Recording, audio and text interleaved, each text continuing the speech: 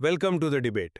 रोज सकाळी तोच अलार्म वाजतो. आपण उठतो, ट्रॅफिकमधून वाट काढत ऑफिसला पोहोचतो, महिनाभर काम करतो आणि 1 तारखेला पगार खात्यात जमा होतो. हो, पण तो पगार फार काळ टिकत नाही, बरोबर ना? अगदी बरोबर.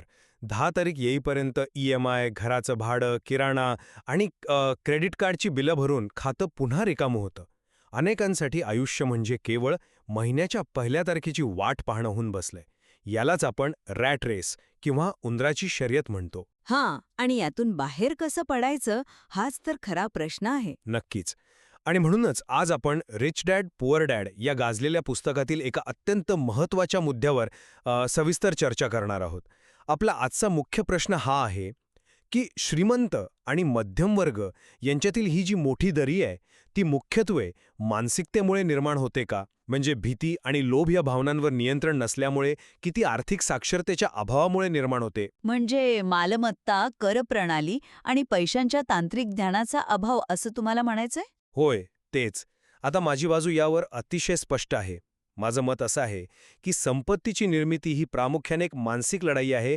जोपर्यंत माणूस स्वतःची भीती, लोभ आणि अमानसिक आळस यावर मात करत नाही, तोपर्यंत तुम्ही त्याला कितीही तांत्रिक ज्ञान दिलंत तरी ते कुचकामीच ठरतं.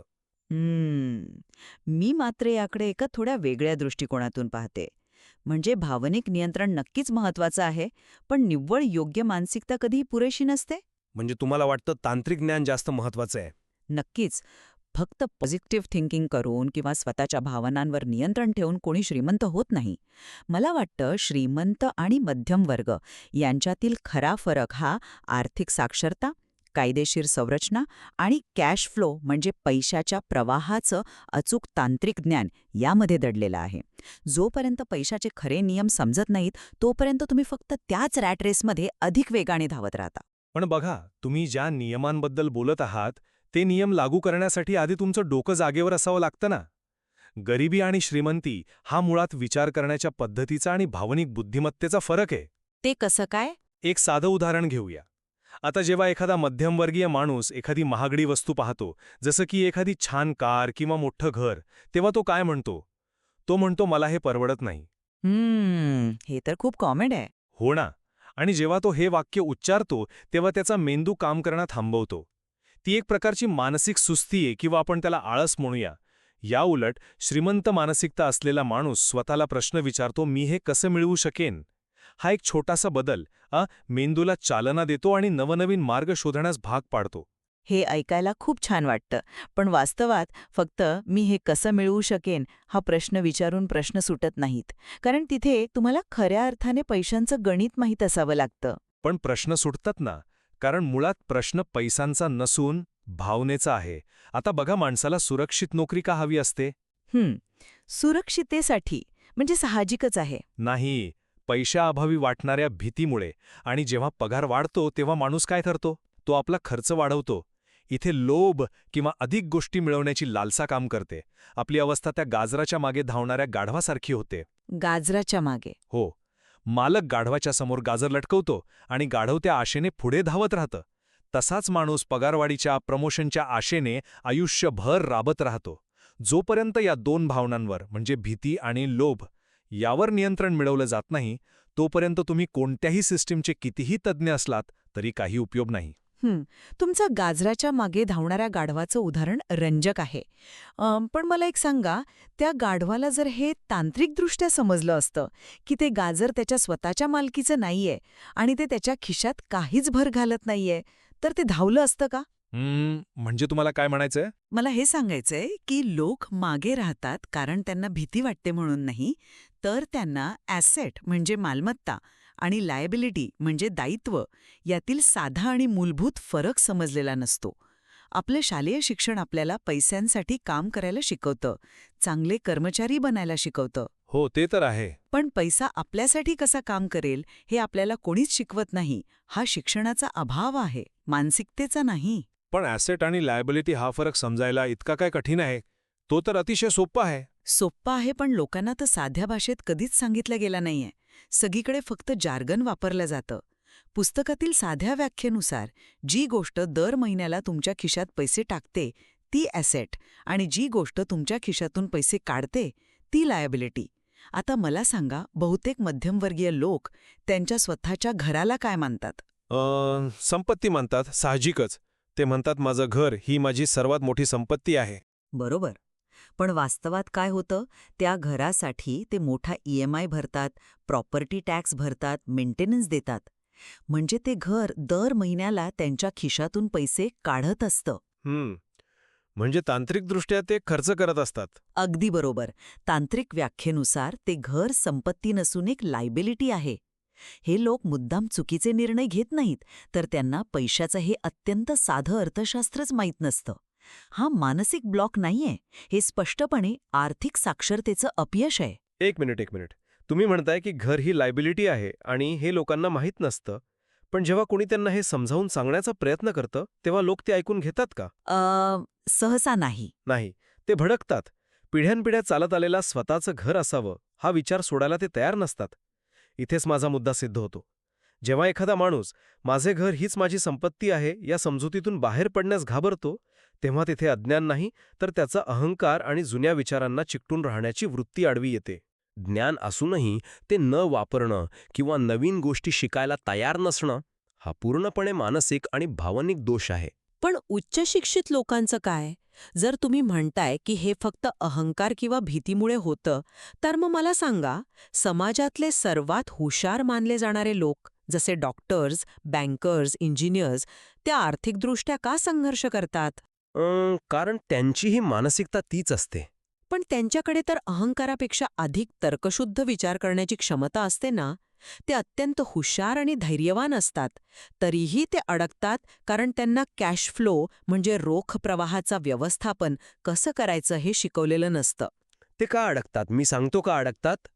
पुस्तकात लेखकाच्या बालपणीची एक अतिशय सुंदर कथा आहे. त्याचे रिच डॅड त्याला एका दुकानात कामाला लावतात आणि पगार किती देतात? ताशी फक्त 10 सेंट्स. ती अत्यंत कमी रक्कम असते. आजच्या भाषेत सांगायचं तर कवडीमोल पगार. हो, ती कथा मला आठवतीये. हे जाणून बुजून केलेलं असतं.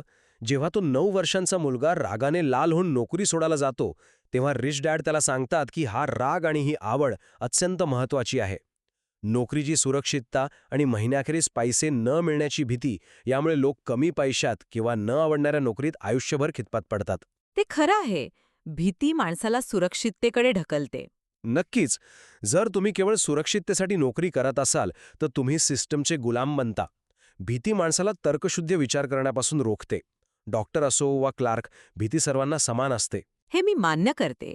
पण मी पुन्हा एकदा त्याच मुद्द्याकडे येईन, जेव्हा याच हुशार लोकांना जास्त पगार मिळतो, तेव्हा त्यांची प्रश्न का सुटत नाहीत? अहो, कारण तिथे लोभ येतो. माझा युक्तिवाद हाच आहे की जर हे केवळ तांत्रिक ज्ञानावर अवलंबून असतं तर अधिक पैसे मिळाल्यावर लोकांचे प्रश्न आपोआप सुटायला हवे होते. पण वास्तवात काय होतं? पगार वाढला की लोकांचा खर्चही वाढतो. Lifestyle inflation. अगदी बरोबर. प्रमोशन मिळालं की जुनी गाडी बदलून मोठी गाडी घेतली जाते. सुट्ट्यांसाठी महागड्या ट्रिप्स प्लॅन केल्या जातात. हे सिद्ध करत नाही का की तांत्रिक ज्ञानापेक्षा लोभ किंवा इच्छा ही भावना जास्त प्रभावी आहे? जेव्हा तुमच्या हातात अधिक पैसे येतात, तेव्हा ती नवीन गाडी घेण्याची तुमची तीव्र इच्छा तुमच्या सर्व बॅलन्स शीटच्या ज्ञानावर मात करते. पण तिथे तुमची भावनिक बुद्धिमत्ता कमी पडते. पैसा केवळ तुमच्या डोक्यातील कॅश फ्लो पॅटर्नला अधिक ठळक करतो. जर तुम्हाला पैसे उडवण्याची सवय असेल तर जास्त पैसे तुम्हाला फक्त जास्त खर्च करायला लावतील. हे मी मान्य करते की पैसा तुमच्या सवयींना ठळक करतो, पण तुम्ही एका मोठ्या तांत्रिक गोष्टीकडे पूर्णपणे दुर्लक्ष करत आहात. श्रीमंत लोक त्यांचा वाढलेला पैसा कसा हाताळतात आणि मध्यम वर्ग कसा हाताळतो, यात एक कायदेशीर आणि संरचनात्मक फरक आहे. कोणता फरक? तो फरक म्हणजे कॉर्पोरेशन्स किंवा महामंडळे. कॉर्पोरेशन्स. आता हे सर्वसामान्यांसाठी खूप गुंतागुंतीचं होतंय असं नाही वाटत? अजिबात नाही. आणि हेच तर मला सांगायचं आहे. लोकांना वाटतं हे खूप कठीण आहे. पुस्तकात एक उत्तम उदाहरण आहे, जिथे लेखकाने एका रिअल इस्टेट व्यवहारात केवळ 30 तासांच्या कामात $1,90,000 कसे निर्माण केले आणि त्यावर एकही रुपया कर कसा भरला नाही हे स्पष्ट केलं आहे. खरंच? एकही रुपया टॅक्स नाही? हो. आणि हे काही जादू नाही किंवा कायद्याचं उल्लंघनही नाही. श्रीमंत लोक कॉर्पोरेशन नावाच्या कायदेशीर संरचनेचा वापर करतात. आता कॉर्पोरेशन म्हटलं की मोठी काचेची इमारत किंवा शेकडो कर्मचारी असं चित्र आपल्या डोळ्यासमोर उभं राहतं, पण तसं नाहीये. मग नेमकं काय असतं? कॉर्पोरेशन म्हणजे वकिलाच्या ऑफिसमधील केवळ एक कायदेशीर फाईल असते. पण या फाईलचा आणि श्रीमंत होण्याचा काय संबंध? खूप मोठा संबंध आहे.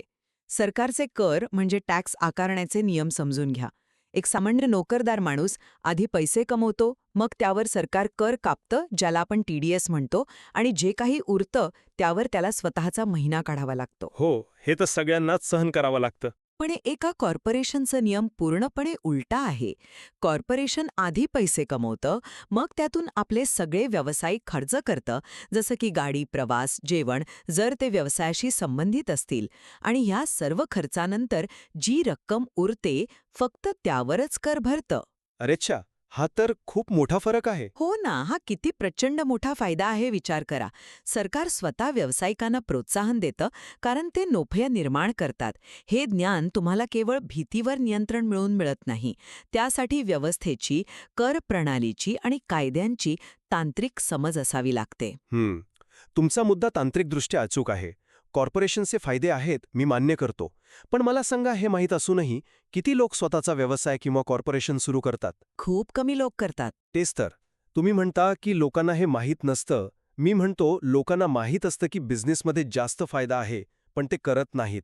का? कारण जोखीम. त्यांच्याकडे महिन्याचा पगार गमावण्याचं धाडस नसतं. जे रिस्क घेतात ते यशस्वी होतात. त्यामुळे पुन्हा एकदा गोष्ट तिथेच येते, धाडस आणि मानसिकता.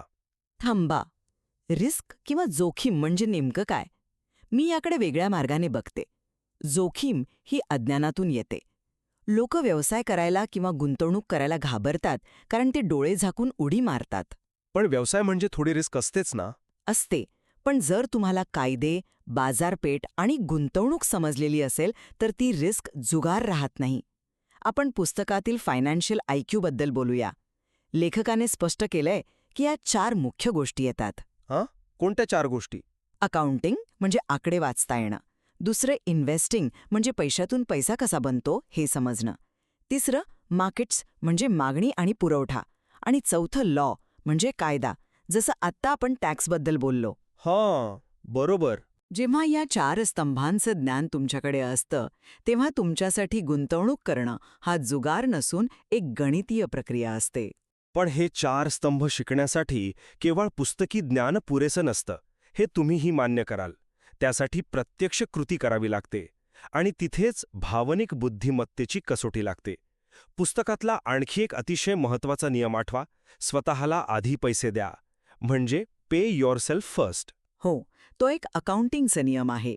आधी स्वतःच्या ॲसेट कॉलममध्ये गुंतवणूक करा आणि मग उरलेली बिले भरा. ही एक अत्यंत शिस्तबद्ध तांत्रिक प्रक्रिया आहे. अजिबात नाही.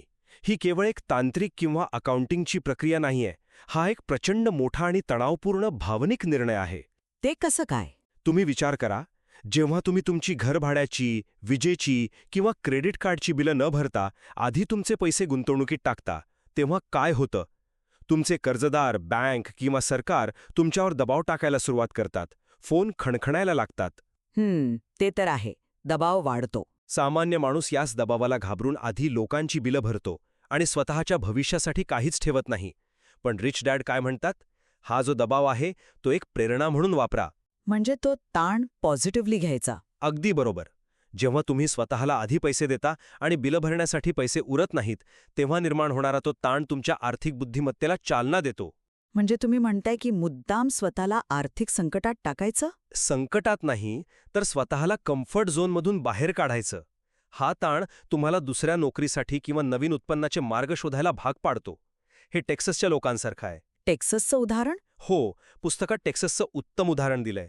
तिथे जेव्हा लोक एखादी गोष्ट करतात तेव्हा ती भव्य असते आणि जेव्हा ती हरतात तेव्हा ते मोठ्या प्रमाणावर हरतात. पण अपयश त्यांना खचवत नाही, तर ते त्यांना अधिक प्रेरित करतं. द अलामोची कथा? अगदी तीच. पराभवानंतर ही मोठी क्रांती झाली. पैसे गमावण्याची भीती हीच लोकांना सुरक्षित गुंतवणुकीकडे ढकलते. जिंकण्यासाठी हरण्याची भीती नसणे ही पूर्णपणे एक मानसिक स्थिती आहे. हरण्याची भीती नसणं हे नक्कीच शूरपणाचं लक्षण आहे. पण मला प्रामाणिकपणे सांगा, फक्त शूर असून चालतं का? आपण रॉबिन हुड सिद्धांताचं उदाहरण घेऊ. श्रीमंतांकडून पैसा घ्या आणि गरिबांना वाटा. या सिद्धांतामुळे जगात टॅक्सेशन म्हणजे कर प्रणाली अस्तित्वात आली. पण प्रत्यक्षात काय झालं? श्रीमंतांनी काय केलं? त्यांनी पळवाटा शोधल्या. बरोबर, त्यांनी कॉर्पोरेशनचा अभ्यास केला आणि कायदेशीर पळवाटा शोधल्या. आणि कर कोणावर पडला? मध्यम वर्गावर. हे दुर्दैवी सत्य आहे. आणि हे का झालं? कारण मध्यम वर्गाकडे हे ज्ञान नव्हतं. ते घाबरून कर भरत राहिले. तर श्रीमंतांनी तांत्रिक ज्ञानाचा वापर करून स्वतःचा बचाव केला. मानसिकदृष्ट्या खंबीर असणं, प्रेरणा असणं हे सगळं छान आहे. पण जर तुम्हाला कॉर्पोरेट टॅक्स स्ट्रक्चर माहीत नसेल, जर तुम्हाला बॅलन्स शीट वाचता येत नसेल, तर तुमचं सगळं धाडस आणि प्रेरणा तुम्हाला फक्त अधिक वेगाने खड्ड्यात घेऊन जाईल. तुमचा हा मुद्दा विचार करायला लावणारा आहे. पण जर एखाद्या व्यक्तीची मानसिकता नेहमी नकारात्मकच असेल तर? असे अनेक लोक असतात जे नेहमी काय वाईट घडू शकतं याचाच विचार करतात. हो, असे लोक असतात. प्रत्येक गोष्टीत त्यांना फक्त धोके दिसतात. एखाद्या संधीबद्दल त्यांना सांगा, ते लगेच त्यातले 10 प्रॉब्लेम सांगतील. निंदकपणा माणसाला अंधाळा करतो. लेखकाने एक साधं उदाहरण दिलंय. लोक म्हणतात, मला रात्री अपरात्री भाडेकरूंचे टॉयलेट दुरुस्त करायचे नाहीत. हो, हे उदाहरण मला आठवतंय. आणि याच एका क्षुल्लक कारणामुळे ते रिअल एस्टेटमध्ये गुंतवणूक करणं टाळतात. विचार करा, ते भविष्यातील संपत्ती मिळवण्यापेक्षा टॉयलेटच्या कल्पनेला जास्त महत्त्व देत आहेत. हे खरे आहे की लोक छोट्या गोष्टींमुळे मोठ्या संधी गमावतात. म्हणूनच मी म्हणतो की मानसिकता ही कृतीचा पाया आहे. आळस झटकण्यासाठी थोडा लोभ किंवा मला हे हवंच आहे ही भावना लागतेच. मी हे का करू शकत नाही या नकारात्मक विचाराऐवजी मी हे कसं करू शकेन हा सकारात्मक विचार केल्याशिवाय पैशांचा कोणताही खेळ सुरूच होऊ शकत नाही. तुम्ही ज्या कॅश फ्लो गेमबद्दल बोलता तिथेही लोक अनेकदा मोठ्या संधी ओळखू शकत नाहीत कारण त्यांना स्वतःवर विश्वास नसतो. मी मान्य करते की स्वतःवर विश्वास असावा लागतो. पण त्याच कॅश फ्लो गेमचं एक दुसरं वास्तवही आहे. लोक संधी का गमावतात? कारण त्यांना इन्कम स्टेटमेंट आणि बॅलन्स शीट यांची सांगड घालता येत नाही. तांत्रिक ज्ञानाचा अभाव. नक्कीच, तुम्ही कितीही सकारात्मक असाल, पण जर तुम्हाला हेच समजत नसेल की तुम्ही घेतलेला कर्जबाजारी प्लॉट तुमच्या खिशातून पैसे काढतोय की देतोय, तर ती सकारात्मकता घातक ठरू शकते. हे एक चांगलं उदाहरण आहे. थोडक्यात सांगायचं तर, प्रेरणा तुम्हाला गाडीत बसून ॲक्सिलरेटर दाबायला लावते, पण आर्थिक साक्षरता हे त्या गाडीचं स्टिअरिंग व्हील आहे. स्टिअरिंगशिवाय तुम्ही फक्त वेगाने जाऊन भिंतीवर आदळणार. जोपर्यंत आपण मालमत्ता आणि लायबिलिटी यातील साधा फरक आणि पैसा खऱ्या अर्थाने कसा काम करतो हे शिकत नाही, तोपर्यंत आर्थिक स्वातंत्र्य मिळवणं केवळ एक स्वप्नच राहील. एकंदरीत आपण या चर्चेच्या अशा एका वळणावर आलो आहोत जिथे एक गोष्ट अगदी स्पष्ट होतीये. संपत्ती निर्माण करण्यासाठी मानसिकता आणि तांत्रिक ज्ञान या दोन्ही बाबी एकमेकांशिवाय अपूर्ण आहेत. बरोबर आहे. पद्धती आपल्याला इंजिनियर, डॉक्टर किंवा उत्कृष्ट कर्मचारी कसं बनायचं हे शिकवते. पण पैसा म्हणजे काय आणि तो आपल्यासाठी कसा राबवून घ्यायचा हे शिकवणारी कोणतीही व्यवस्था आज अस्तित्वात नाही. ही एक मोठी पोकळी आहे. अगदी बरोबर. शाळा आपल्याला चांगले कामगार बनवायला शिकवतात, पण मालक किंवा गुंतवणूकदार नाही. त्यामुळेच आपण सर्वांनी स्वतःच्या आर्थिक शिक्षणाची जबाबदारी स्वतःच घेणं अत्यंत आवश्यक आहे. भावनांना बाजूला ठेवून आकडे काय सांगतात हे वाचायला शिकणं गरजेचं आहे. नक्कीच. आणि त्याचबरोबर स्वतःच्या मनातील भीती आणि जुन्या विचारांच्या साखळदंडातून मुक्त होणंही तितकंच महत्त्वाचं आहे. आजच्या या चर्चेतून आपण पाहिलं की आर्थिक स्वातंत्र्य मिळवणं हा केवळ नशिबाचा किंवा भरपूर पगार मिळवण्याचा खेळ नाहीये. होय, तो तुमच्या भावनांवर मिळवलेलं नियंत्रण आणि तुम्ही निवडलेल्या व्यावहारिक ज्ञानाचा एकत्रित परिणाम आहे. आता श्रोत्यांनी विचार करण्याची वेळ आली आहे. जेव्हा उद्या सकाळी तोच अलार्म वाजेल तेव्हा तुम्ही भीती आणि सुरक्षितेच्या त्याच चक्रात अडकून रॅटरेसचा भाग बनणार की आजपासून स्वतःच्या मानसिकतेत आणि आर्थिक साक्षरतेत बदल घडवण्यास सुरुवात करणार. हे पुस्तक केवळ पैशांबद्दल नाही, तर स्वतःच्या आयुष्याचं नियंत्रण स्वतःच्या हातात घेण्याबद्दल आहे. आपण सर्वांनी यातील तत्वांचा नक्कीच अधिक सखोल अभ्यास करायला हवा. अगदी बरोबर. आजच्या चर्चेत सहभागी झाल्याबद्दल धन्यवाद. पुढच्या वेळी असाच एक नवा विचार आणि 2 वेगळे दृष्टिकोन घेऊन पुन्हा भेटू.